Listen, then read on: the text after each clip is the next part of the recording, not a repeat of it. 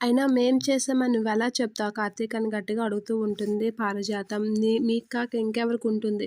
దీప చంపాల్సినంత అవసరం ఆ నరసింహకి. ఆ నరసింహ హాస్పిటల్ జైల్‌లో ఉన్నాడు. కాబట్టి మీకే ఆ అవసరం ఉంటుందని చెప్పేసి అంటూ ఉంటుంది.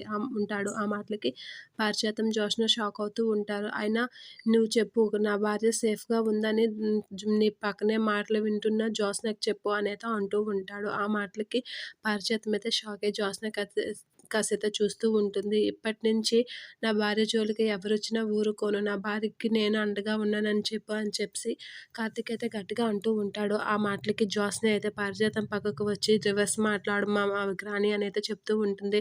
ఏంట్రా ఏం మాట్లాడుతున్నావు అని గట్టిగా అంటూ ఉంటుంది. పోనే కదా మనవడని ఫోన్ లిఫ్ట్ చేస్తే ఎటెటో మాట్లాడుతున్నావేంటి అని అంటే నేను ఆడింది నిజమే అని కార్తీక్ అంటూ ఉంటాడు. ఏంట్రా నిజం? పోనే కదా అని మాట్లాడితే నువ్వు ఎలా పోతే మాకెందుకని మేము ప్రశాంతంగా మా జీవితం మేము బతుకుతున్నాం. అలాంటిది నీ భార్య మీదకి ఎవరో అటాక్ చేస్తే అది మేమంటావేంటి? అసలు నీ భార్యకి అటాక్ చేసినంత అవసరం మాకేటొస్తుంది? అది చచ్చిపోతే ఆ వచ్చిన బూడిద మేము రాసుకోవడం తప్ప మాకింకేముంటుంది? మాకేం అవసరం లేదు అని చెప్పేసి అంటూ ఉంటుంది. అయినా తన భర్త అయిన నరసింహ పెద్ద తాగుబోతు, తిరుగుబోతు. వాడు చంపాడేమో, లేదు అంటే ఆ భర్తకి రెండో పెళ్ళాంగా వచ్చింది కదా! అది చంపిందేమో, అది కక్ష పెట్టుకొని అది చంపిందేమో, అవన్నీ మానేసి మమ్మల్ని అంటావేంటి నువ్వు అని చెప్పేసి పారిజాతం అయితే నానా విధాలుగా అంటూ ఉంటుంది. నువ్వు సూపర్ గ్రాని, నువ్వు బాగా రివర్స్ మాట్లాడుతున్నావు అనేదో అంటూ ఉంటుంది.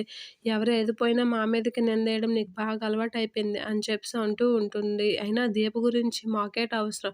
నీ కర్మ నీకిష్టమైంది పెళ్లి చేసుకొని కాపురం చేస్తున్నావు. మాకు నీకు ఎటువంటి సంబంధం లేదని సీరియస్‌గా వార్నింగ్ ఇస్తూ ఉంటుంది పారిజాతం.